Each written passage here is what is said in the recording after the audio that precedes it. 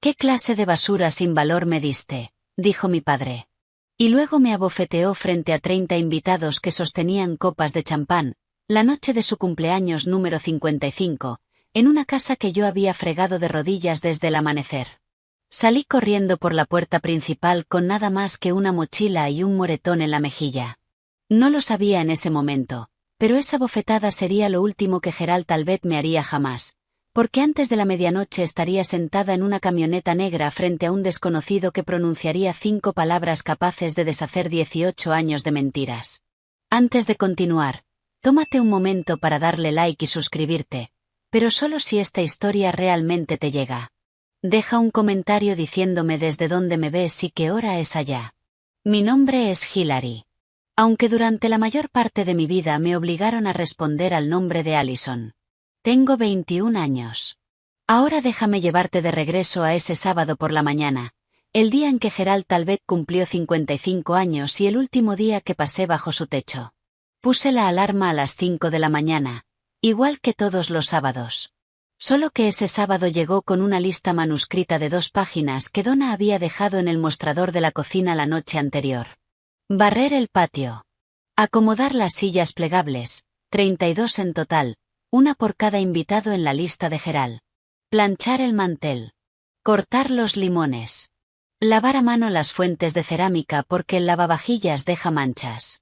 La casa estaba en un tranquilo callejón sin salida en el condado de Henrico, Virginia, una colonial de 4 habitaciones con un jardín perfectamente cuidado que Gerald pagaba para que alguien cortara, pero les decía a los vecinos que lo hacía yo. Adentro, la mesa del comedor era de roble macizo, con capacidad para 12 personas, y la pulía yo cada semana. Sobre el mostrador, 2 cajas de Cabernet de Napa Valley y un pastel de 3 pisos de una pastelería que cobraba más por el fondant de lo que yo ganaba en una semana. Mi cuarto estaba en la planta baja, no en el sótano terminado, sino en el closet de almacenamiento junto al calentador de agua. Sin ventana. Un colchón individual que Gerald había rescatado de la acera cuando yo tenía 9 años. Una cobija de lana que olía a cartón húmedo sin importar cuántas veces la lavara. El cuarto de Megan estaba arriba. Cama queen, pantalla plana, un tocador rodeado de esos focos de camerino. Tenía 23 años y seguía viviendo en casa. Seguía teniendo su tarjeta de crédito vinculada a la cuenta de Gerald. Todavía no había aprendido a hervir un huevo, porque para eso estaba yo. Había pasado 3 meses ahorrando para el regalo de Gerald, una billetera de cuero genuino, de una tienda departamental del centro. $84, que no suenan a mucho a menos que estés ganando $11 por hora fregando moldes en un restaurante llamado Rosie's. La envolví en papel craft porque no podía costearme una bolsa de regalo. No lo sabía, parada ahí en esa cocina a las 5 de la mañana con harina en las manos, que la billetera sería lo último que le daría a ese hombre. Gerald bajó a las 10. Polo Ralph Lauren, el del logo grande del jinete, azul cielo, pantalones de lino con pliegues afilados como navajas, una colonia tan densa que me llegó antes que él. Recorrió el patio como un general inspeccionando sus tropas, movió un racimo de globos 6 centímetros a la izquierda, miró las rodajas de limón que yo había acomodado en la jarra de agua y dijo sin mirarme, «Están disparejas. Hazlas de nuevo». Donna apareció al mediodía, con el cabello recién peinado, aretes de perla, un vestido de lino de Ann Taylor que había pedido en línea y me había mandado a planchar con vapor. Inspeccionó la cocina, pasó un dedo por el mostrador y le susurró algo a Gerald que se suponía que yo no debía escuchar, pero escuché. Solo te compró algo barato. Prepárate. Megan llegó de última, como era de esperarse. Vestido nuevo, mechas nuevas, tacones nuevos repicando sobre el piso que yo había encerado a las 6 de la mañana. Le entregó a Gerald un Apple Watch Series 9, acero inoxidable, el que cuesta $700 en tienda. Lo cargó a la tarjeta de crédito adicional que Gerald le daba para emergencias. Gerald lo abrió, sonrió de oreja a oreja y le dio un beso en la frente. «Esta es mi niña», les dijo a los primeros invitados que cruzaban la puerta, con el brazo alrededor de Megan. «Siempre sabe lo que le gusta a su viejo». No me miró. Nunca lo hacía cuando había gente delante. Yo era la chica que cargaba bandejas, rellenaba copas, Limpiaba los anillos de condensación de la mesa de centro antes de que quedaran marcados. Cuando una de las invitadas, una mujer de la oficina de Gerald, le preguntó a Donna, ¿no debería Allison sentarse a comer con nosotros? Donna sonrió como siempre sonreía, cálida como una puerta cerrada, y respondió, a ella le gusta ayudar. Es su manera de mostrar gratitud. Ya sabes cómo son los adoptados. Seguí cargando bandejas. Ocurrió durante la apertura de regalos. Gerald se sentó en la cabecera de la mesa como si fuera un trono. 30 invitados a su alrededor. Vecinos, amigos de la iglesia, algunos compañeros de la agencia de seguros que administraba. Las flautas de champán capturaban el brillo de las luces del patio. Megan estaba encaramada en el reposabrazos de su silla grabando con el iPhone. Donna estaba parada detrás de él, con una mano sobre su hombro, irradiando la imagen de una mujer que lo tiene todo resuelto. Me acerqué con el paquete envuelto en papel craft. Había escrito en el frente con mi mejor letra, «Feliz cumpleaños». Gerald lo tomó, lo sopesó en la mano. Recuerdo haber pensado que quizás realmente iba a sonreír. A veces sonreía cuando nadie podía acusarlo de ablandarse. Pero entonces rasgó el papel, sacó la billetera, la abrió, la cerró y la levantó como si fuera evidencia en un juicio. ¿Qué clase de basura sin valor me diste? Su voz cortó las conversaciones. Los murmullos se detuvieron. Los tenedores quedaron suspendidos en el aire. Alguien dejó una copa sobre la mesa con demasiado cuidado. Empecé a explicarme. Ahorré durante 3 meses. 3 meses y esto es todo lo que conseguiste. Se puso de pie.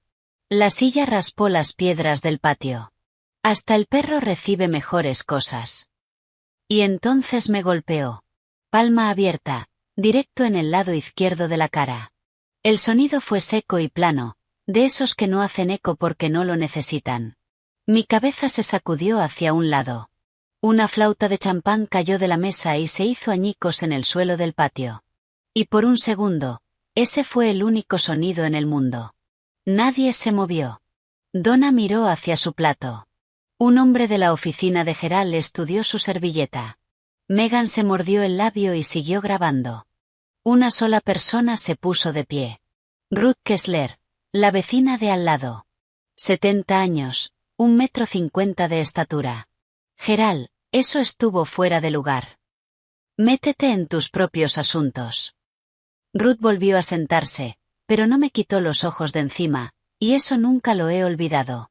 Me quedé parada ahí con sabor a cobre en la boca y una billetera en el suelo entre los dos, y pensé, esa bofetada será la mejor evidencia que los abogados necesiten. Todavía no entendía ese pensamiento. No lo entendería sino hasta horas después, pero algo dentro de mí ya había empezado a contar. No regresé a la fiesta. Fui al closet de almacenamiento, descolgué del clavo la mochila Hansport, azul marino deslavada, con el cierre deshilachado, la única cosa que me había seguido desde la preparatoria, y empaqué lo que pude. 2 camisetas, un par de jeans sin agujeros, un cepillo de dientes, un cargador de celular, el sobre que había encontrado al fondo de una caja que Gerald tiró la primavera pasada, el que tenía un sello oficial que todavía no entendía, y de dentro de una caja de zapatos bajo mi colchón, $340 en efectivo, sobre todo billetes de 1 y de 5. Propinas de Rosies que había escondido porque Gerald revisaba mi cuenta bancaria. $340, una mochila, un moretón que ya florecía morado sobre el pómulo. Eso era todo lo que poseía en este mundo. Crucé la sala camino a la salida. La fiesta había retomado su ritmo. Gerald reía ante algo que alguien había dicho. Copa de champán en mano, la billetera sin aparecer por ningún lado. Megan les mostraba algo a los invitados en su celular, probablemente el vídeo. Donna estaba parada junto a la ventana y me vio cruzar el jardín. Alargó la mano hacia la cortina y la jaló para cerrarla. Nadie pronunció mi nombre. Afuera, el aire de octubre me golpeó la cara y el ardor en la mejilla se encendió como una segunda bofetada. El condado de Henrico a las 9 de la noche es oscuro. No como la oscuridad de una ciudad, donde siempre hay una tienda iluminada en la siguiente esquina, sino la oscuridad del suburbio, donde las farolas están muy separadas y el silencio entre las casas parece deliberado. Caminé por la avenida Patterson sin rumbo, solo alejándome. Detrás de mí, la música de la fiesta fue apagándose poco a poco hasta que solo quedaron los graves, y luego nada. Llevaba tal vez 2 kilómetros cuando unos faros se fueron frenando detrás de mí. Una Cadillac Escalade negra, vidrios polarizados impecables, placas de Virginia. Se detuvo a unos 3 metros adelante. La puerta trasera se abrió y yo debería haber corrido. Cada instinto me decía que corriera. Pero ya estaba tan cansada de huir de las cosas. Pensé que quizás, por una vez, vería qué era lo que corría hacia mí. Primero bajó un hombre. De unos 50 y tantos años, alto, delgado, con un abrigo gris carbón que después supe era de Brooks Brothers. Nada ostentoso, solo el tipo de abrigo que cae como si te lo hubieran hecho a la medida. El cabello castaño oscuro entretejido con hilos plateados. Y sus ojos, verde avellana, bien separados, captando la luz de la farola, eran exactamente los mismos ojos que yo veía en el espejo del baño cada mañana. Detrás de él, una mujer más baja, de cabello rojo, facciones definidas, con un portafolios de cuero como si acabara de salir de un tribunal. Mantuvo la distancia. Profesional. Atenta. Las manos del hombre temblaban. Podía verlo incluso en la oscuridad. Disculpa que te asuste, dijo. La voz se le quebró en la segunda palabra. Me llamo Richard Biddeford y creo que soy tu padre biológico. Retrocedí un paso. Mis hombros chocaron contra el poste de un buzón. Eso no es posible. Mis padres biológicos no me querían. Eso fue lo que me dijeron. Te dijeron mal. Metió la mano en el bolsillo interior del abrigo y sacó una fotografía. Pequeña, doblada en las esquinas, evidentemente manosejada 1000 veces. Una mujer sosteniendo a una niña pequeña. La mujer tenía cabello castaño rojizo y pómulos como los míos, y una sonrisa que se inclinaba ligeramente hacia la izquierda. La pequeña tenía ojos verde avellana. Se llamaba Catherine, dijo. Era tu madre. Murió en un accidente de auto cuando tenías 2 años, y desde entonces he pasado cada día de mi vida tratando de encontrarte. Miré la fotografía, luego a él, luego a la fotografía otra vez, porque la mujer tenía la misma boca que yo. La misma inclinación de cabeza. Mirarla era como encontrar una palabra que has estado buscando toda la vida. La mujer de cabello rojo tomó la palabra. Me llamo Margaret Hall. Soy la abogada del señor Biddeford, especializada en derecho de familia. No estamos aquí para llevarte a ningún lugar donde no quieras ir.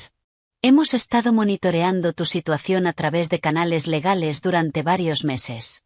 Esta noche, cuando nuestros investigadores te vieron salir de la casa, tomamos la decisión de acercarnos. ¿Estaban vigilando la casa? Margaret asintió. La fiesta de cumpleaños, muchos invitados. Era la oportunidad más segura para confirmar tu identidad visualmente. Hizo una pausa. También te vimos correr. Me toqué la mejilla sin pensar. El moretón palpitaba bajo las yemas de mis dedos. Richard Biddeford miró la marca en mi cara y algo detrás de sus ojos se rompió muy en silencio. Nos sentamos en la parte trasera de la Escalade. Richard de un lado, yo del otro. Margaret en el asiento del copiloto con el portafolios abierto. El motor encendido, la calefacción en bajo. Era el lugar más cálido en el que había estado en toda la noche. Richard me contó la historia como un hombre que la había ensayado durante 18 años y que aún así no estaba listo. Catherine murió en la autopista I-64 dirección este, un martes por la mañana en marzo. Un camión de reparto cruzó el camellón. Ella murió al instante. Richard iba en el asiento del copiloto. Pelvis fracturada, pulmón colapsado. 4 meses en el hospital. Hilary, yo, estaba en casa con una vecina. Mientras estaba en la unidad de cuidados intensivos, dijo, los servicios de protección infantil te pusieron en cuidado de emergencia. Procedimiento estándar cuando no hay un padre disponible. Eso lo entendía. Lo que no entendía era el porqué. Cuando salí del hospital y tramité para traerte a casa, me dijeron que no podía. Un trabajador social llamado Leonard Group llevó el caso. Grubb le dijo al tribunal de familia que yo había firmado una renuncia voluntaria de los derechos parentals, un documento legal que cedía la custodia de manera permanente. Grubb presentó al tribunal un formulario firmado. La jueza aprobó la adopción. Nunca firmé nada, dijo Richard. Estaba en un ventilador mecánico. No podía sostener un bolígrafo, mucho menos leer un documento legal. Pero el tribunal tenía un papel con mi nombre, y eso fue suficiente. Para cuando Richard contrató un abogado y apeló el fallo, era demasiado tarde. La adopción había quedado firme. El expediente estaba sellado. Su hija tenía un nuevo nombre, una nueva familia, una nueva vida en algún lugar de Virginia en el que a él no se le permitía entrar. Entonces contraté investigadores, dijo. Año tras año, gasté. No importa lo que gasté. Habría gastado todo. La voz no le tembló cuando habló del dinero. Le tembló cuando dijo la palabra todo. Leonard Grubb, dije. ¿Cuánto le pagaron? Richard miró a Margaret. Margaret cerró el portafolios y respondió. Eso es lo que pretendemos demostrar en el tribunal. La camioneta seguía estacionada en la avenida Patterson, con las luces de emergencia parpadeando ámbar contra la oscuridad. Yo estaba sentada con la mochila sobre las piernas, aferrada a las correas como una niña en el primer día de clases, y les conté lo del sobre. La primavera pasada, Gerald había decidido que Megan necesitaba un estudio de yoga en la casa. Eso significaba despejar el closet de almacenamiento, mi cuarto, y mover mis cosas a un rincón aún más pequeño junto a la caldera.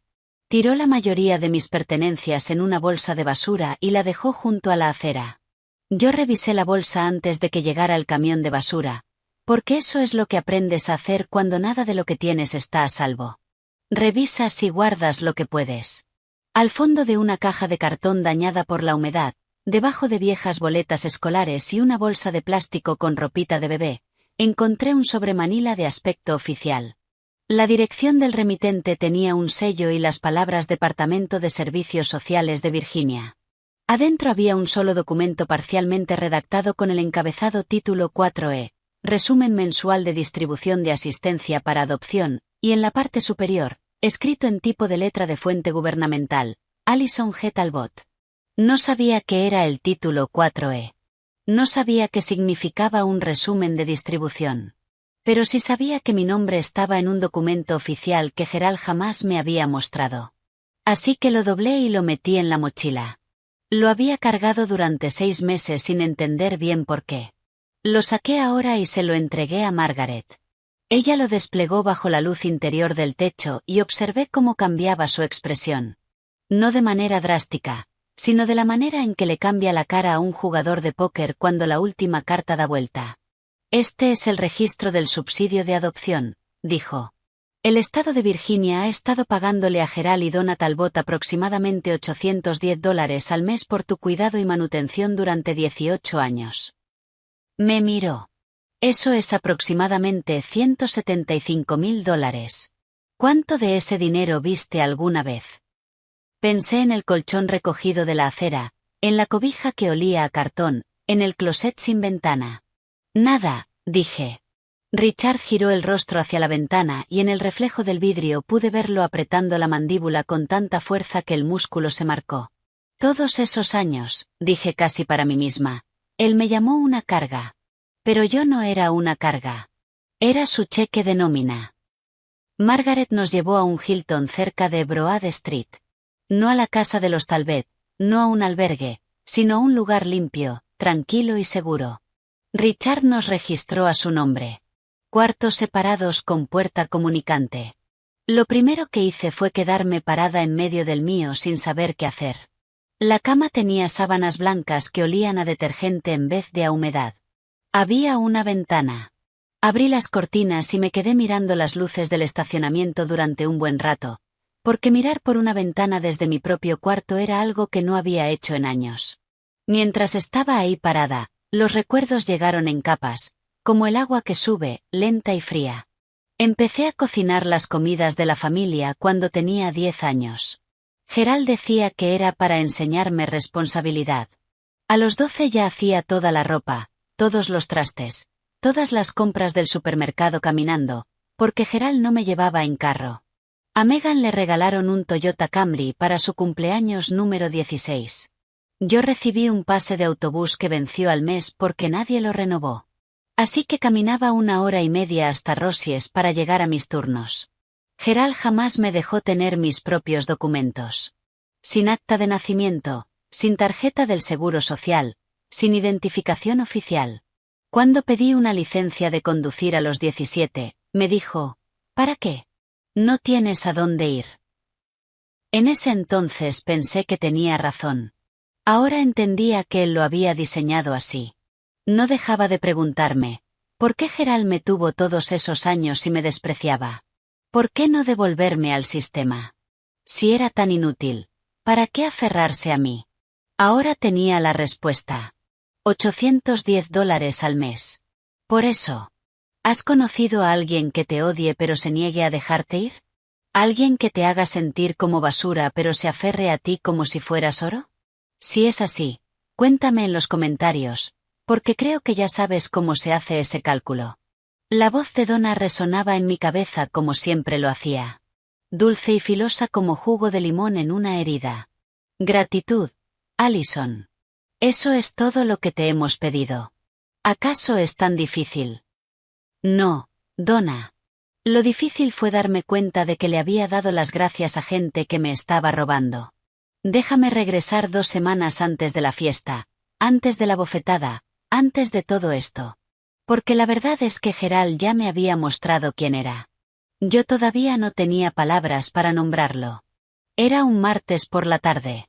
Gerald me llamó a su estudio en casa, el cuarto al que nadie entraba sin permiso. Escritorio de caoba, sillón de cuero con respaldo alto, un estante de libros de pasta dura que nunca había leído, acomodados por color. Estaba sentado detrás del escritorio como un juez, con una carpeta manila abierta frente a él. Siéntate, dijo. No toma asiento. Siéntate. Deslizó un documento hacia mí. 10, quizás 12 páginas, letra apretada, una pestaña azul de firma asomando por abajo. Es un acuerdo voluntario, dijo. Establece que tú eliges permanecer bajo mi tutela porque no estás financiera ni emocionalmente preparada para vivir de manera independiente. Fírmalo. Lo tomé. La mayor parte del lenguaje era impenetrable, considerando que la dependiente reconoce que la vida independiente presenta un riesgo financiero y psicológico excesivo. Pero una cláusula en la página 4 la entendí perfectamente. El acuerdo autorizaba a Gerald a seguir administrando todos los beneficios estatales y federales asociados con el cuidado de la dependiente. Quería que yo firmara mi propio subsidio otra vez, esta vez de manera voluntaria con mi firma de adulta, para que él pudiera seguir cobrando incluso después de que yo saliera del sistema. ¿Para qué necesito firmar esto?, pregunté. La expresión de Gerald no cambió. Porque sin esta familia, estás en la calle. No tienes título. No tienes ahorros. Ni siquiera tienes identificación. Así que vas a firmar esto, y lo vas a hacer antes de mi cumpleaños. Considéralo tu regalo para mí. No firmé. Pedí más tiempo. Gerald no dijo nada. Solo cerró la carpeta y la guardó en el cajón del escritorio.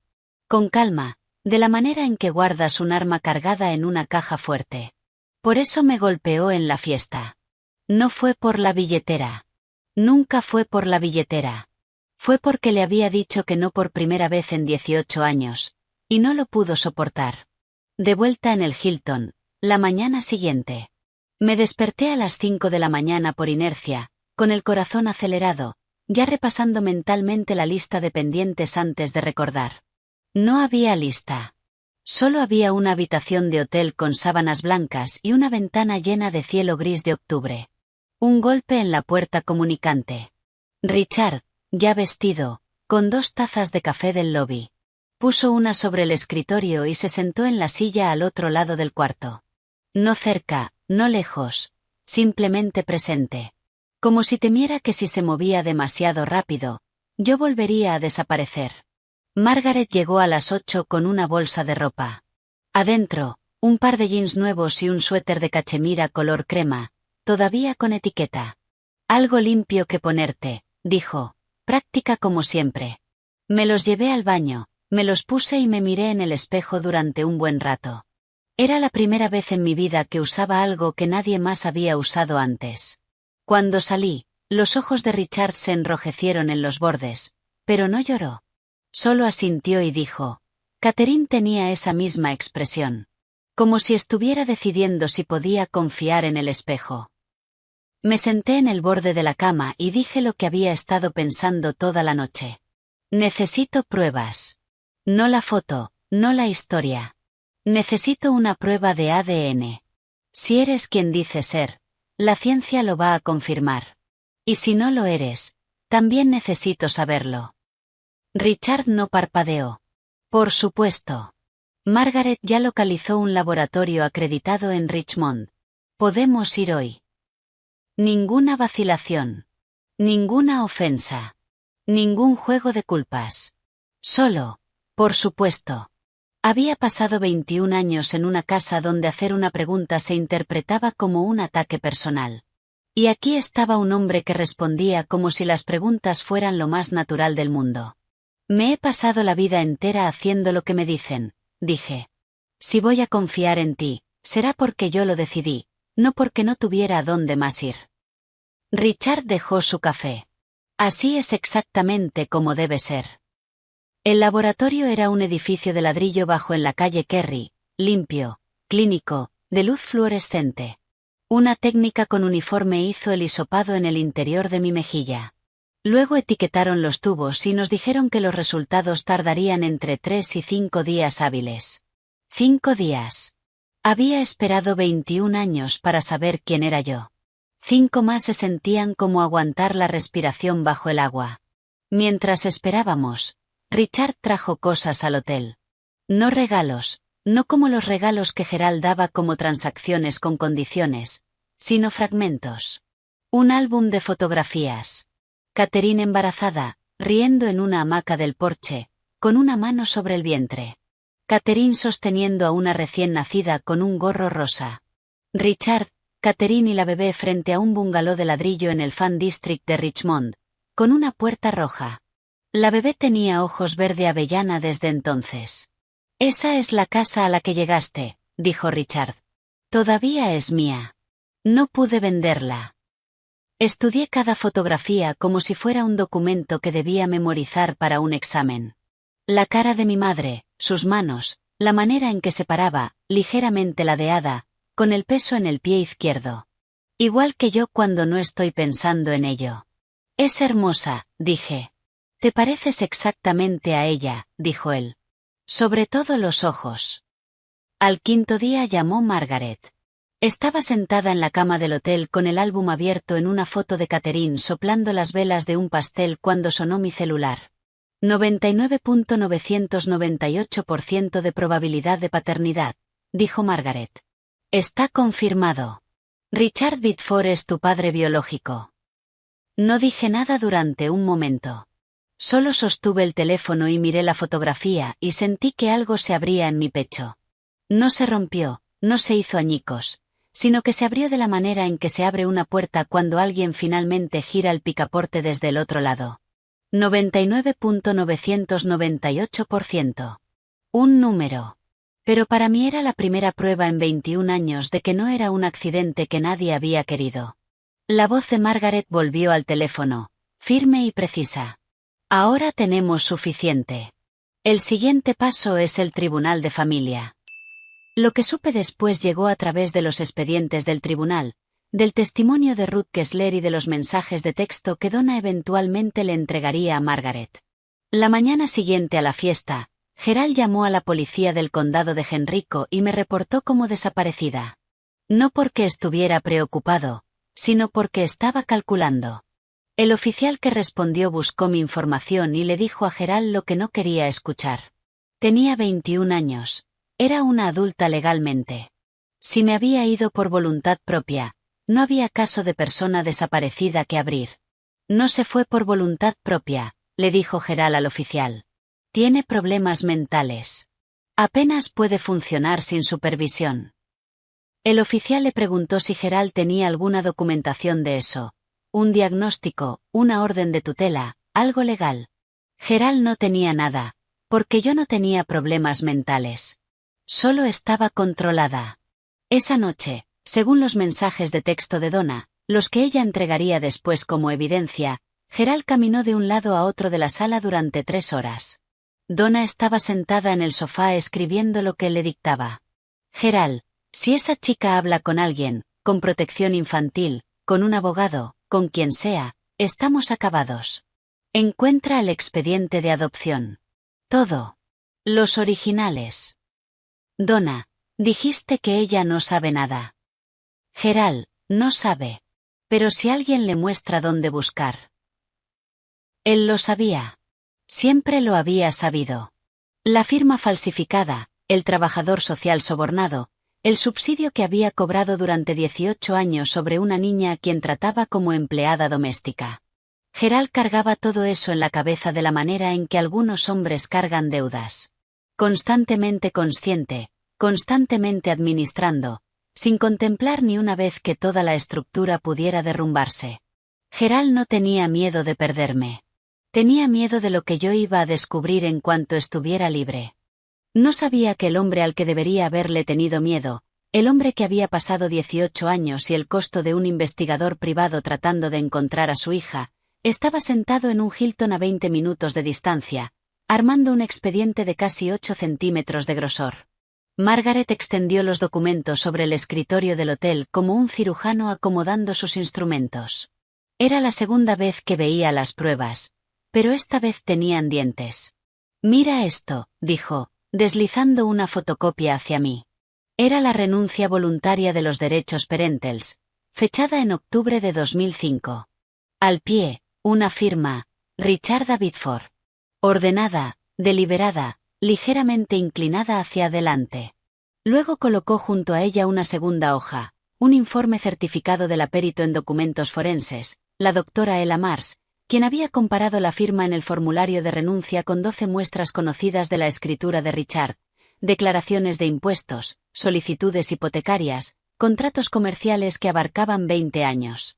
La presión del bolígrafo es inconsistente, dijo Margaret, señalando. La formación de las letras en el apellido no coincide con ninguna de las muestras. Hizo una pausa. La conclusión de la doctora Mars, y cito textualmente, es que la firma fue producida por una mano distinta a la de Richard Biddeford, con un alto grado de certeza. Dejó que eso se asentara. Luego sacó un tercer documento del expediente, un extracto bancario, una cuenta corriente personal a nombre de Leonard Group, el trabajador social que había llevado mi caso. El 14 de octubre de 2005, 6 días antes de que se finalizara la adopción, apareció un depósito de $5.000. La fuente, una transferencia electrónica desde la cuenta personal de Gerald R. Talbot. No a través de la iglesia, dijo Margaret. No a través de ninguna organización de caridad. De cuenta a cuenta, directamente. Una semana antes de que se aprobara la adopción.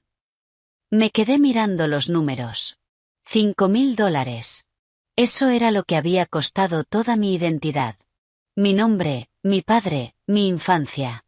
Cambiados por el precio de un carro usado. Richard estaba sentado al otro lado del cuarto, con los brazos cruzados y la mandíbula tensa. Ya había visto esos documentos antes, pero verme a mí verlos era algo diferente. Podía notarlo por la manera en que respiraba, poco profundo y cuidadoso, como un hombre que intenta no romper algo apretándolo demasiado fuerte. ¿Entonces la adopción puede deshacerse?, pregunté. Margaret cerró el expediente. Bajo la ley de Virginia, una adopción obtenida mediante fraude, incluyendo un consentimiento falsificado, puede declararse nula. Sí, puede deshacerse. 2 días antes de la fecha en el tribunal, llegó una carta a la recepción del Hilton dirigida a mí. Alison Talbot, no Hilary Biddeford, porque Gerald todavía se negaba a creer que yo tuviera algún otro nombre. Adentro había una sola página en el papel con membrete de la agencia de seguros de Gerald, escrita a mano, y una fotografía. Yo a los 3 años, sentada en las piernas de Gerald en la sala de la casa del callejón sin salida, con un vestido rosa que no recuerdo haber tenido. Él sonreía. Yo sonreía. Parecía una familia. La carta decía: Allison, no sé quién es este hombre ni qué te ha dicho, pero no es tu padre. Es un desconocido que se está aprovechando de una joven confundida. Nosotros somos tu familia. Hemos sido tu familia durante 18 años. Vuelve a casa. Podemos arreglar esto. Te perdono por haberte ido. Papá. La leí 3 veces. La palabra perdono me golpeó diferente cada vez. Primero como una puerta que se abre, luego como una cerradura que hace clic, luego como una mano que aprieta mi muñeca. Me perdonaba por haberme ido después de haberme golpeado. Me senté en el borde de la cama del hotel y sentí que el cuarto se inclinaba. 18 años de condicionamiento no se apagan porque una prueba de ADN diga 99.998%. En algún lugar dentro de mí, una voz que había cargado desde la infancia susurró: ¿y si Gerald tiene razón? ¿Y si todo esto es un engaño? ¿Y si Richard también quiere algo de ti? Miré a Richard, que estaba leyendo en la silla junto a la ventana, y dije: ¿cómo sé que no eres igual que él? ¿Cómo sé que no me vas a usar para algo más? Dejó el libro. No pareció herido. Pareció un hombre que entendía exactamente por qué estaba preguntando. No lo sabes, dijo. Todavía no. Y no voy a intentar convencerte con palabras. Porque las palabras son baratas. El ADN no miente. Los documentos no mienten. Y el tribunal va a decidir que es verdad. Todo lo que te pido es que dejes que la evidencia hable. Recogió el libro y siguió leyendo. Y eso, el no presionar, el darme espacio, fue lo que más me asustó, porque era tan diferente de todo lo que conocía. Esa noche no pude dormir. Así que hice lo que siempre hacía cuando el mundo dejaba de tener sentido. Miré la evidencia. Saqué el sobre del título 4E de la mochila y lo puse sobre el escritorio junto a la carta de Gerald. 2 documentos. Uno del estado de Virginia confirmando que Gerald recibía $810 al mes para cuidarme. Uno de Gerald afirmando que era mi familia. Si Gerald me amaba, ¿por qué dormí en un closet de almacenamiento? Si Gerald me amaba, ¿por qué no tenía acta de nacimiento, tarjeta del Seguro Social, ningún documento de identificación con mi nombre? Si Gerald me amaba, ¿por qué el acuerdo de tutela que me intentó hacer firmar estaba diseñado para mantener el flujo del subsidio, no para mantenerme segura? La respuesta estaba en los números. Siempre había estado en los números. Gerald no me amaba. Gerald me facturaba. Llamé a Margaret a las 11 de la noche. Contestó al segundo timbrazo, lo que me dijo que estaba esperando esa llamada. Voy a ir al tribunal, dije. No porque confíe en Richard. No del todo, todavía no. Sino porque merezco saber la verdad. Me la he ganado. Con eso es suficiente, dijo ella. La tarde siguiente llegó al hotel Derek Simmons, de unos 40 y tantos años, mandíbula cuadrada, serio, trabajador social del Departamento de Servicios Sociales de Virginia asignado para revisar la petición de Richard. Me preguntó sobre mis condiciones de vida mientras crecía. Le hablé del closet, de los quehaceres, de los documentos que nunca tuve, del aislamiento. Escribió todo en una libreta pequeña. Y cuando terminé, no dijo lo siento ni eso debió haber sido muy difícil. Dijo, lo que describes, si está corroborado por los registros, constituye negligencia, y el componente financiero constituye explotación de los fondos de asistencia para adopción. Luego me miró y agregó en voz más baja, esto no se trata solo de que tu adopción fuera fraudulenta, señorita Biddeford. Se trata de un sistema que debía protegerte y no lo hizo. No estoy eligiendo a Richard sobre Gerald, me dije a mí misma mientras Derek se iba. Estoy eligiendo la verdad sobre la mentira en la que he vivido. Yo no presencié esta parte directamente. Salió a la luz después, pedazo por pedazo, a través del testimonio de Donna y los mensajes de texto que entregó. Pero la voy a contar tal como ocurrió, porque necesitas entender quién creía Gerald que iba a enfrentar en ese tribunal. La noche antes de la audiencia, Gerald estaba sentado en la mesa del comedor, la misma mesa de roble que yo había pulido cada semana durante 18 años, ensayando su testimonio con su abogado. No un abogado de la talla de Margaret, un abogado generalista de una oficina en un local comercial que cobraba por media hora y nunca había llevado un caso de fraude en adopción en su vida. Tengo todos los documentos, dijo Gerald. Firmados, sellados, validados por el tribunal. He sido miembro de la primera iglesia bautista durante 22 años. Entreno béisbol infantil. Todo el mundo en esta comunidad sabe quién soy. Donna, sentada frente a él, se aventuró a preguntar, ¿y el sobre del subsidio? ¿Qué pasa si preguntan por el dinero? Gerald no levantó la vista. Nadie audita eso. Estamos bien. Megan pasó por ahí de camino a la cocina y preguntó con voz aburrida, sin mayor curiosidad, la voz de alguien cuyo mayor problema era una conexión lenta a Internet. Si Allison no vuelve, ¿puedo convertir su cuarto en un closet? Gerald tampoco le respondió. Ya estaba redactando mentalmente su declaración inicial, la que pronunciaría ante una jueza para explicar qué hombre tan generoso y temeroso de Dios había sido al acoger a una niña que nadie más quería. No sabía que la jueza iba a tener ante sí un expediente de casi 8 centímetros de grosor con firmas falsificadas, registros de soborno y un informe de perito forense. No sabía que la chica a la que había criado para guardar silencio por fin había encontrado su voz. No sabía que el hombre sentado al otro lado del pasillo sería el padre cuyo nombre alguien había falsificado 18 años atrás. Gerald entró a ese tribunal como un hombre que nunca había perdido. Estaba a punto de aprender cómo se ve la derrota. La mañana de la audiencia, Margaret convirtió la sala de conferencias del hotel en un cuarto de guerra. Había reservado una mesa para 6 y la cubrió con 5 pilas de documentos, cada una marcada con pestañas de colores. Yo estaba sentada en un extremo con una taza de café enfriándose en las manos, y ella me guió a través del caso como un general que repasa un plan de batalla. Tranquila, precisa, sin dejar nada al azar. Pila 1, dijo, tocando la primera. Resultados del ADN. Laboratorio acreditado. Cadena de custodia documentada. 99.998% de probabilidad. Irrefutable. Pila 2. El análisis forense de escritura de la doctora Elaine Mars. La firma en el formulario de renuncia no es de Richard. Su informe tiene 46 páginas, pero la conclusión es una sola oración. Pila 3. Registros financieros obtenidos a través de nuestra petición al Departamento de Servicios Sociales de Virginia.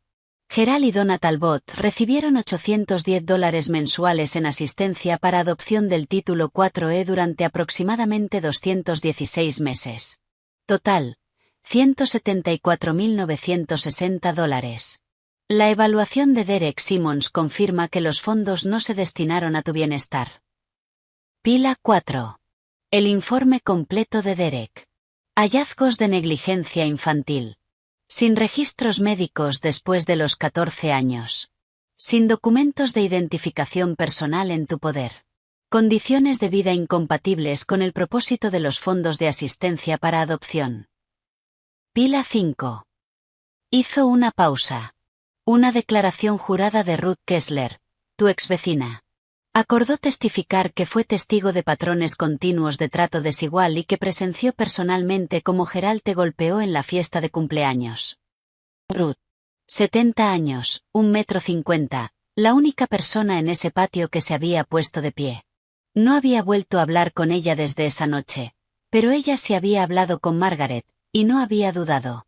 ¿Tengo que decir algo en el tribunal?, pregunté. Margaret me miró. Solo si tú quieres. Los documentos hablan por sí mismos. Richard, sentado en el otro extremo de la mesa, no había dicho una sola palabra durante todo el resumen. Ahora habló, solo una vez. Lo que sea que pase ahí adentro, ya ganaste. Eres libre. Miré las 5 pilas sobre la mesa. Una vida entera de mentiras desarmada en carpetas con pestañas. Y pensé, no, todavía no he ganado. Pero estoy a punto de hacerlo.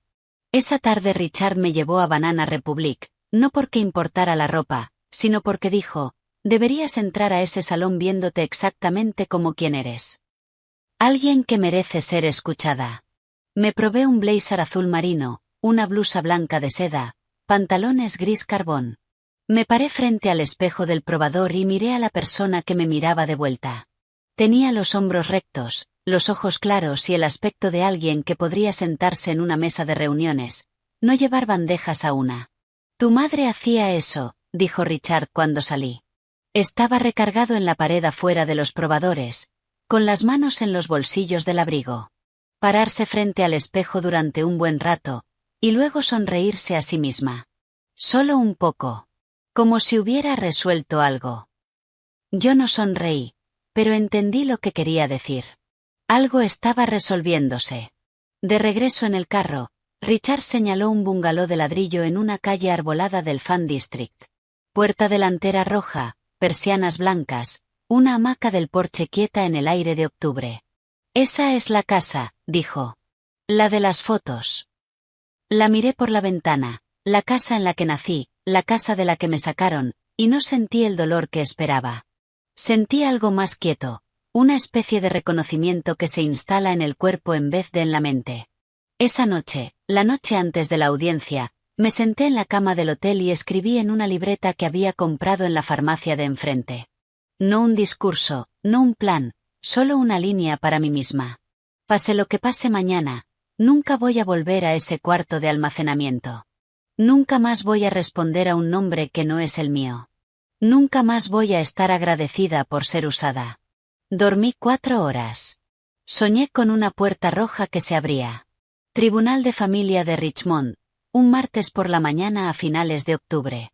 El edificio era de ladrillo federal antiguo, entrada con columnas, pasillos con pisos que hacían eco con cada paso como si el edificio quisiera que supieras quién se acercaba. Llegué a las 8:30 con Richard a mi izquierda y Margaret a mi derecha. Derek Simmons unos pasos atrás cargando una caja de archivos llena de registros. Blazer azul marino, blusa blanca, cabello recogido en un chongo bajo. Sin joyas. No tenía ninguna. Pero mis manos estaban firmes y mi espalda, recta. Gerald llegó a las 8:40. Traje gris, corbata burdeos, Donna del brazo con su vestido de Ann Taylor, Megan detrás con algo demasiado informal para un tribunal. Su abogado llevaba una sola carpeta. Gerald llevaba el mentón en el ángulo de un hombre que creía que esto era un trámite. Entonces nos vio. Sus ojos fueron primero a mí. Registraron el blazer, la postura, la ausencia de la chica que solía mirar al suelo. Luego se movieron a Richard, luego a Margaret, luego a la caja de archivos que Derek estaba colocando sobre la mesa de los demandantes. La cara de Gerald no se desmoronó. Se recalibró. Ya había visto esa expresión antes.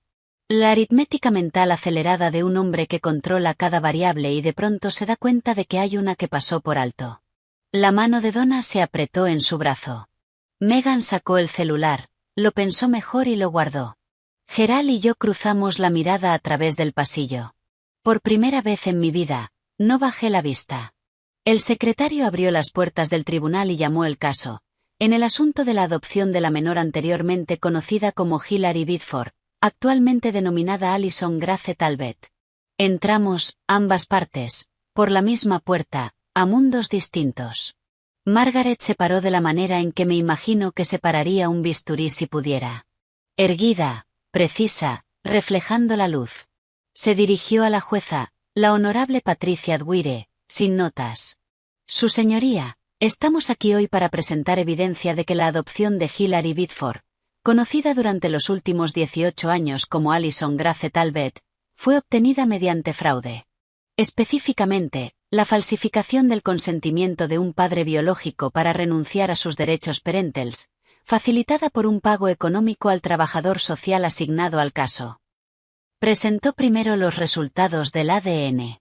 El affidavit jurado del técnico de laboratorio, la cadena de custodia, el número 99.998%.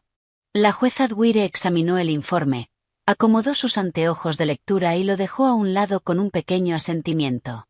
Luego Margaret introdujo el análisis forense de escritura. El informe de 46 páginas de la doctora Ella Mars condensado en su párrafo final, es mi opinión profesional, con un grado razonable de certeza científica, que la firma en la renuncia voluntaria de los derechos parentales con fecha de octubre de 2005 no fue producida por la mano de Richard Bidford. El abogado de Gerald se puso de pie. Su señoría, mi cliente tiene un decreto de adopción ejecutado legalmente y aprobado por este sistema judicial hace casi 2 décadas. El peticionario está intentando relitigar un asunto resuelto basándose en la opinión de un perito contratado. Margaret no se dio la vuelta. Su señoría, un decreto construido sobre una firma falsificada no está resuelto. Está encubierto. Estamos aquí para descubrirlo. Escuché a Ruth Kessler moverse en la galería detrás de mí. Un hombre que yo no reconocía, quien después resultó ser el reportero judicial del Richmond Times-Dispatch, escribió algo en una libreta angosta. 2 mujeres de la iglesia de Gerald estaban sentadas en la segunda fila con los rostros tensos, con la incomodidad particular de quien observa cómo una reputación se deshace en tiempo real. La jueza Dwyer miró al abogado de Gerald por encima de sus anteojos. El tribunal escuchará la presentación completa de la parte peticionante. Continúe, señorita Hall. Margaret pasó a los registros financieros, y fue aquí donde el ambiente en el tribunal cambió. Proyectó el resumen de distribución del título 4E en la pantalla del tribunal. El mismo documento que yo había sacado de una bolsa de basura 6 meses atrás, mes por mes, año por año, una columna de cifras que recorrían la página como el libro contable de mi infancia. Señor Talbot, dijo Margaret, la jueza había autorizado los interrogatorios directos. El estado de Virginia le pagó a su hogar $810 mensuales en asistencia para adopción por el cuidado de la niña que se le encomendó durante aproximadamente 18 años. Eso suma $174.960. ¿Puede decirle al tribunal cómo se asignaron esos fondos para el bienestar de la niña? Gerald se enderezó en su silla. Todo fue para la chica. La alimentamos, la vestimos, le dimos un techo. 18 años de eso no son baratos. Margaret asintió como si hubiera esperado esa respuesta, que así era. Luego llamó a Derek Simmons. Derek se acercó al estrado cargando su informe como un hombre que lleva algo pesado e importante. Había visitado la casa de los Talbot. Había revisado los registros. Habló sin inflexión, lo que hizo que cada dato golpeara con más fuerza. El espacio vital de la niña era un área de almacenamiento habilitada junto al calentador de agua de la vivienda, de aproximadamente 5.6 metros cuadrados, sin ventana exterior, sin armario. El colchón mostraba desgaste visible y daño por humedad consistente con haber sido recogido de la vía pública. No encontré registros médicos de la niña después de los 14 años. Sin visitas pediátricas, sin registros dentales, sin vacunas después del 8º grado. La niña no tenía identificación emitida por el Estado, ni tarjeta del Seguro Social en su poder, ni acceso documentado a su propio expediente de adopción. Miró a la jueza. En mi evaluación profesional, su señoría, las condiciones de vida descritas y observadas son consistentes con negligencia infantil, y no con el propósito previsto de los fondos de asistencia para adopción. Donna empezó a llorar. Suavemente al principio, luego con más fuerza. El tipo de llanto estudiado que atrae las miradas. Gerald le apretó la mano y frunció la mandíbula, proyectando la imagen de un marido que protege a una esposa frágil de acusaciones injustas. Pero después llegó el turno de Ruth Kessler. Subió al estrado con un cardigan azul marino y zapatos cómodos, y no representó nada. Viví al lado de esa familia durante 12 años, dijo Ruth. Vi a esa chica cortar su césped, lavar sus carros, colgar ropa en el patio trasero mientras la otra hija, la biológica, tomaba el sol en una silla reclinable. Nunca vi a Allison, a Hillary, sentarse a cenar con ellos cuando había visitas. Y la noche del cumpleaños del señor Talbot, lo vi golpearla en la cara frente a 30 personas porque le dio un regalo que él consideró indigno de él. El tribunal quedó en silencio de la manera en que una sala enmudece cuando todos los que están ahí recalculan lo que creían saber. Margaret esperó a que Ruth bajara del estrado y luego se volvió hacia Gerald. Señor Talbot, ¿conoce usted a un hombre llamado Leonard Grubb? Gerald no parpadeó. No. Margaret sacó una fotografía impresa en papel fotográfico con la fecha marcada en la esquina.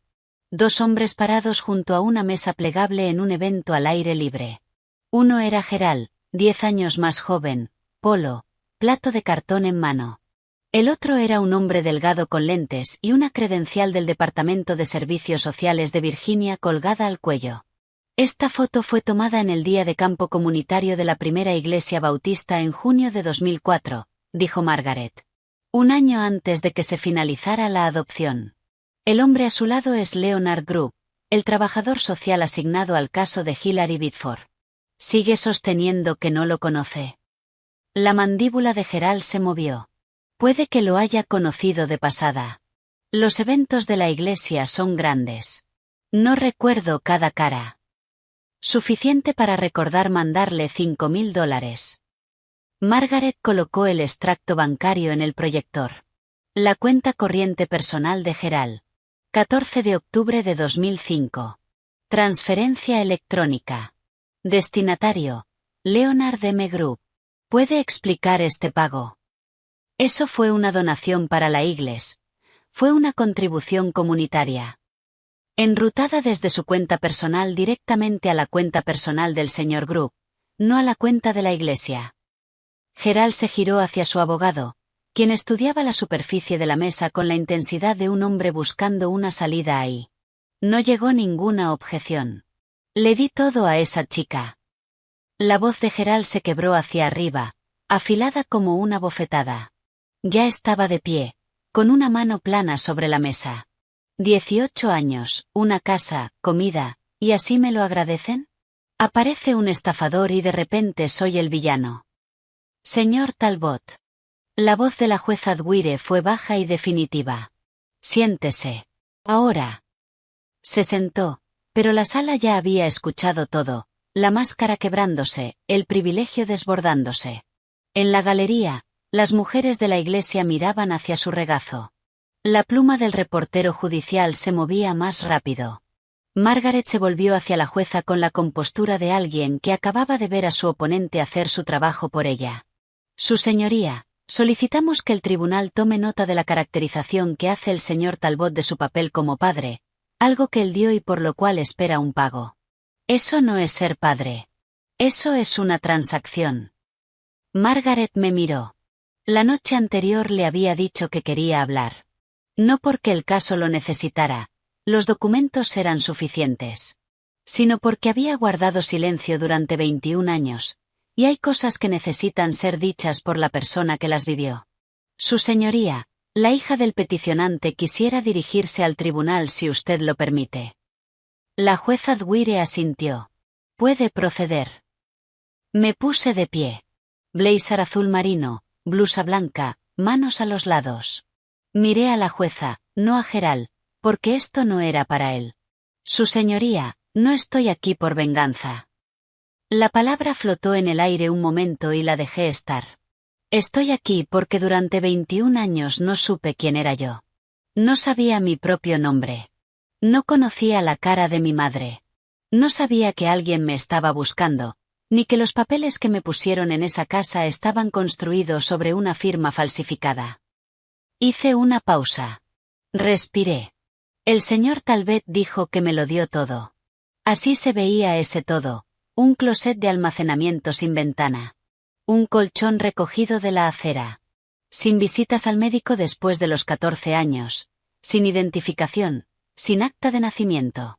No supe mi número del seguro social sino hasta hace 2 semanas. Trabajé en esa casa desde que tenía 8 años. Cocinando, limpiando, lavando ropa.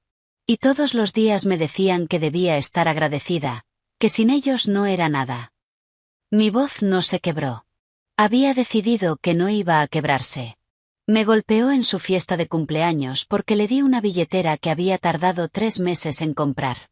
Pero la verdad es que me golpeó porque no quise firmar un papel que le daba control continuo sobre mi vida. Eso era lo que era yo para él. No una hija. Una línea en un presupuesto. Miré a la jueza.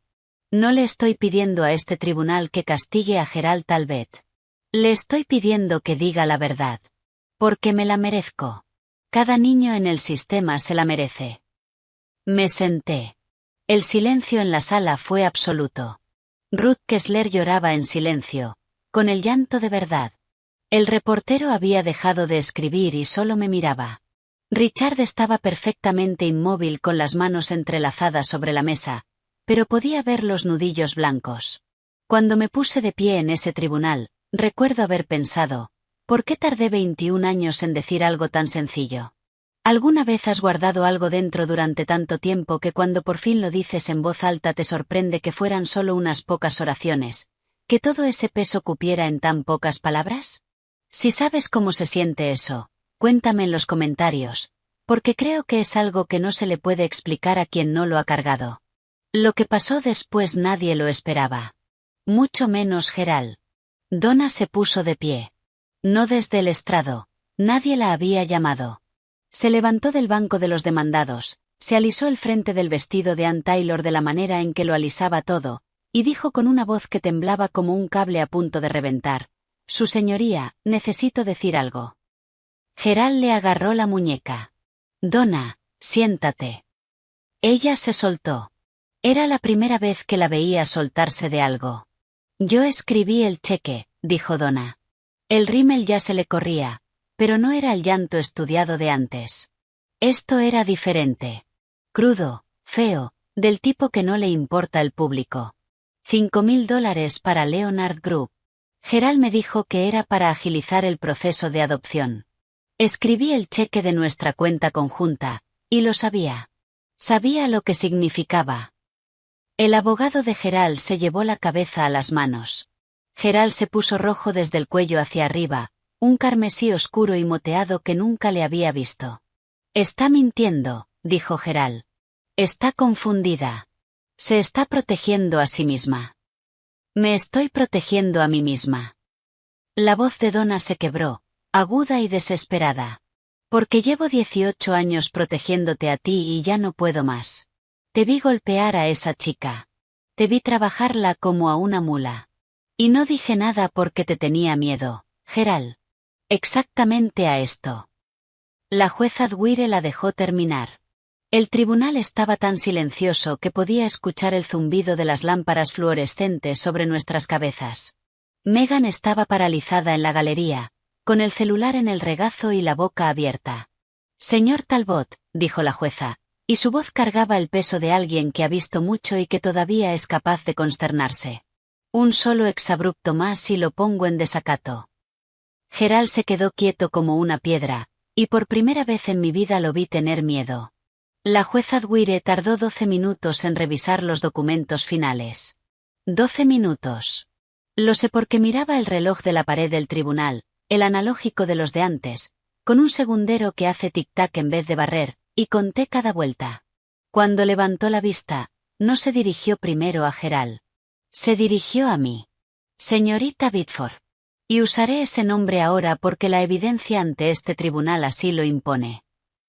El tribunal ha revisado la petición, el análisis forense de escritura, los registros financieros, el testimonio del trabajador social y de la testigo vecina, los resultados del ADN y la declaración que la señora Talbot hizo de manera voluntaria. Se quitó los anteojos. La evidencia no admite ambigüedad. La renuncia voluntaria de los derechos parentales presentada en octubre de 2005 contiene una firma que ha sido determinada por análisis forense certificado como fraudulenta. El padre biológico, Richard Biddeford, nunca consintió la terminación de sus derechos parentales. La adopción que siguió fue, por lo tanto, construida sobre una base de falsificación, y según la evidencia financiera presentada, facilitada por un pago directo al trabajador social asignado al caso. Se volvió hacia Gerald.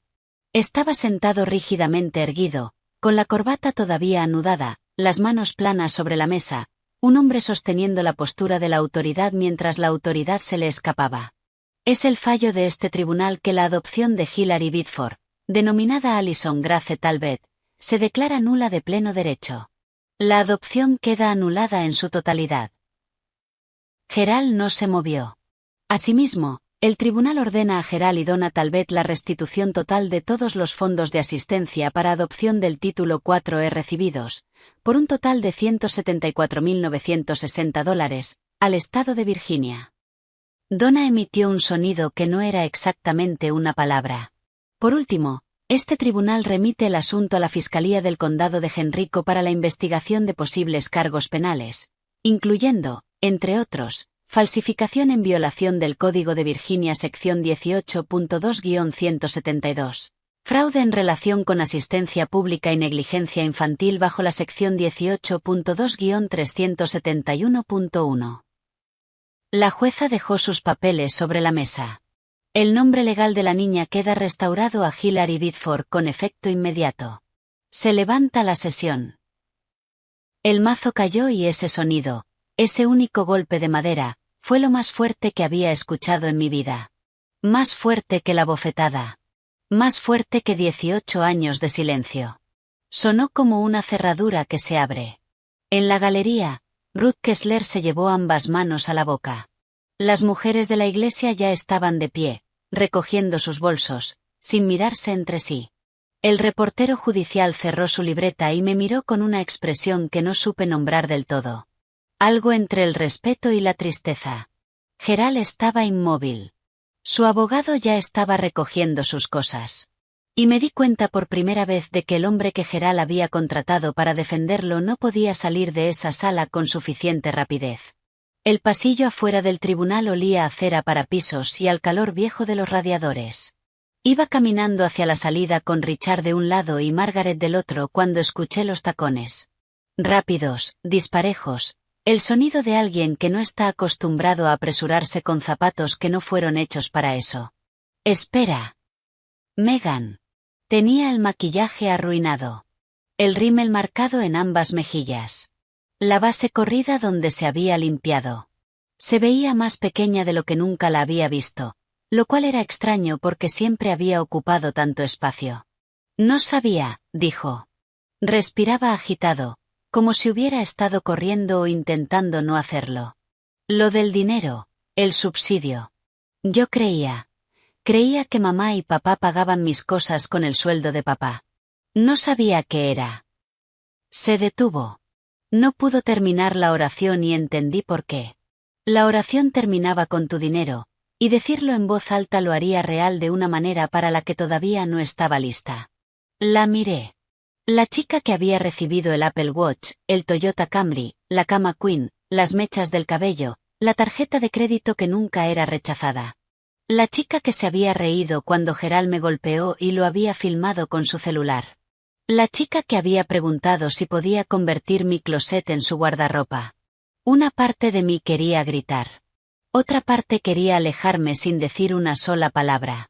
Pero lo que sentí parada ahí en ese pasillo del tribunal, con mi nombre legal restaurado y mi padre de verdad a mi lado, no fue rabia. Fue claridad. Espero que descubras quién eres sin su dinero, Megan, le dije. De verdad. Pero ese es tu camino, no el mío. Ella asintió una vez, y vi algo cruzar por su cara. No exactamente culpa, sino el principio de ella, la fisura antes de la fractura. Margaret me tocó el brazo con suavidad. Richard estaba sosteniendo la puerta abierta. Caminé hacia ellos y no miré atrás. No porque estuviera enojada, sino porque por primera vez tenía hacia dónde caminar en vez de solo huir. Gerald estaba parado al pie de los escalones del tribunal. Se veía reducido. No físicamente. Seguía siendo un hombre corpulento, seguía teniendo los hombros anchos, pero algo estructural había cedido. La corbata, aflojada. El saco del traje, desabotonado. Donna estaba sentada en su Buick junto a la acera, la frente contra el volante, con el motor encendido. Yo iba a mitad de los escalones cuando él lo dijo. El nombre que me había asignado 21 años atrás, el nombre que una jueza acababa de tachar del registro. Allison. Me detuve. Me giré. Me miró de la manera en que siempre lo había hecho, como si yo fuera algo que le pertenecía y cuyo valor no terminaba de calcular. Pero ahora había algo más debajo de eso. Algo que podría haber sido miedo si Gerald Talbot fuera el tipo de hombre que admite tener miedo. Después de todo lo que hice por ti, dijo, después de 18 años bajo mi techo, así es como me lo pagas. Me quedé parada en los escalones con el blazer azul marino y la luz de octubre sobre los hombros. Y sentí por primera vez el peso completo de lo que acababa de decir. No rabia. Reconocimiento. Porque incluso ahora, incluso con el fallo de la jueza resonando todavía en el aire, incluso con un informe forense que probaba que él había falsificado la firma de un hombre para robarle a su hija. Gerald Talbot creía que se le debía algo. Me llamo Hilary, dije. Y tú no hiciste nada por mí. Me lo hiciste todo a mí. Y ya se acabó. Me giré y bajé el resto de los escalones.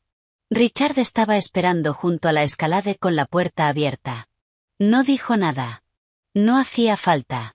Solo sostuvo la puerta de la manera en que sostienes una puerta para alguien a quien llevas 18 años esperando abrirle una puerta.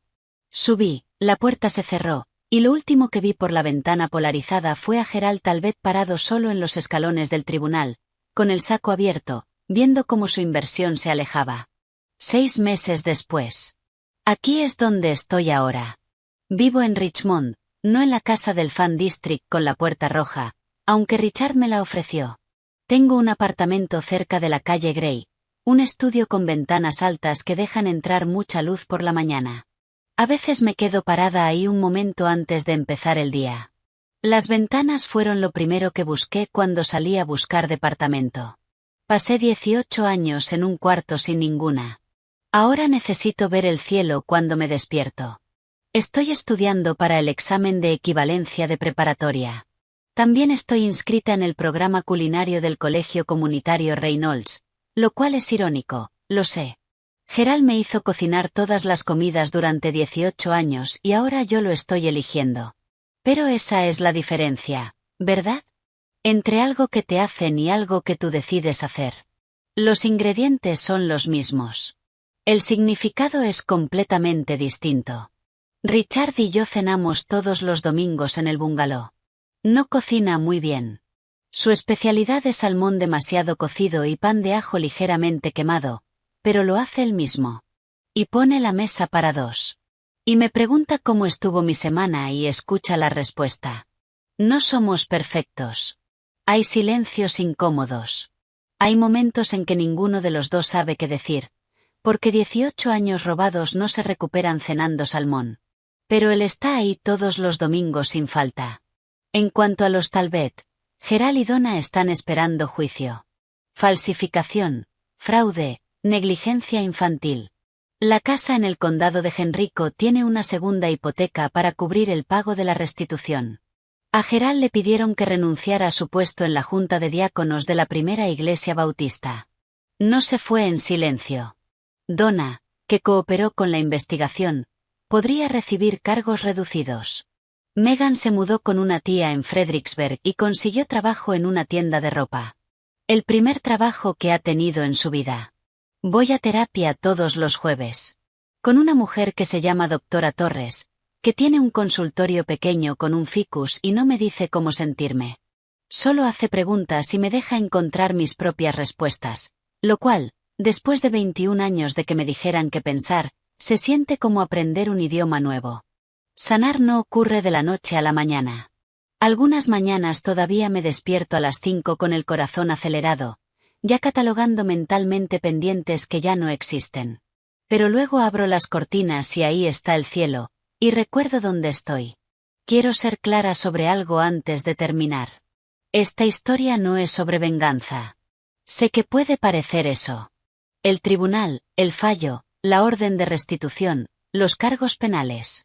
Pero venganza significaría que quiero que Gerald sufra como sufrí yo, y eso no lo quiero. Lo que quiero es que rinda cuentas. Esas son cosas distintas. La venganza es un fuego que enciendes esperando que queme a otra persona. La rendición de cuentas es simplemente encender la luz para que todos puedan ver lo que ya estaba ahí. Si estás en una familia donde te toleran en vez de amarte, donde tu presencia es soportada y no valorada, donde te han enseñado que la gratitud significa silencio y que obedecer significa sobrevivir, quiero que escuches esto. Tú no eres el problema. Nunca fuiste el problema.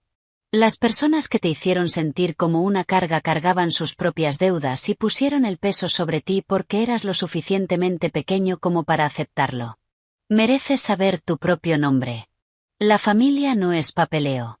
No es un decreto judicial ni un expediente de adopción ni una firma falsificada o no. La familia es la persona que se sienta contigo mientras aprendes a confiar de nuevo. La persona que dice claro que sí cuando le pides pruebas en vez de fe. La persona que te abre la puerta y no te pide que estés agradecida por ello. El domingo pasado, Richard y yo nos sentamos en el porche del bungalow de la calle del Fan District. El de la puerta roja. Él tomaba café. Yo leía. Ninguno de los dos hablaba, y fue el silencio más cómodo que he conocido. En un momento él me miró y dijo, «Me alegra que estés aquí». Y yo le dije, «A mí también». Me llamo Hilary Bitford, y por primera vez en mi vida sé exactamente quién soy. Gracias por quedarte hasta el final. Si esta historia te hizo sentir algo, enojo, alivio, reconocimiento, o simplemente la comprensión silenciosa de que también has estado en un cuarto así, escríbelo en los comentarios. Los leo todos. Y si quieres escuchar lo que le pasó a una mujer a quien sus suegros echaron de la casa en Nochebuena, esa historia está en la descripción aquí abajo. Dale clic. Te lo prometo, no te va a arrepentir. Hasta la próxima. Cuídense mucho. Y si alguien todavía te está diciendo que deberías estar agradecida por ser maltratada, tienes permiso de dejar de escucharlo.